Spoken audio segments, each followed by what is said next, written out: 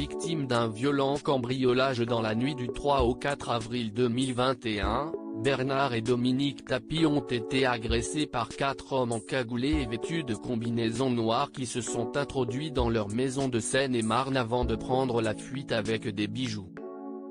Entrés par une fenêtre du premier étage, ils ont dérobé 2 montres, dont une Rolex, des boucles d'oreilles, des bracelets et une bague, selon une source proche de l'enquête à l'AFP.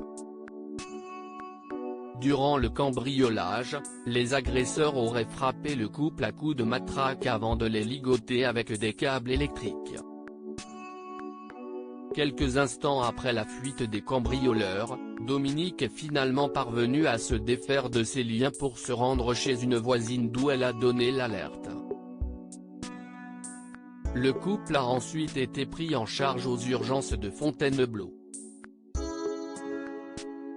Rodolphe, le petit-fils de l'ancien député et ex-ministre de la Ville, a donné des nouvelles rassurantes via l'AFP. Dominique a été accompagnée par le SAMU aux urgences de Fontainebleau, d'où elle devrait sortir ce matin. Elle a reçu plusieurs coups mais elle va bien, indique-t-il. Interrogée par RTL, l'épouse de Bernard a confié « On ne peut pas parler, ce n'est pas possible. On s'en sort avec beaucoup d'hématomes ». L'ex-patron de l'Olympique de Marseille et actionnaire principal de la Provence aurait reçu un coup de matraque sur la tête mais assure qu'il va très bien. Mon grand-père a refusé d'être emmené, il est resté chez lui, il est KO, très fatigué.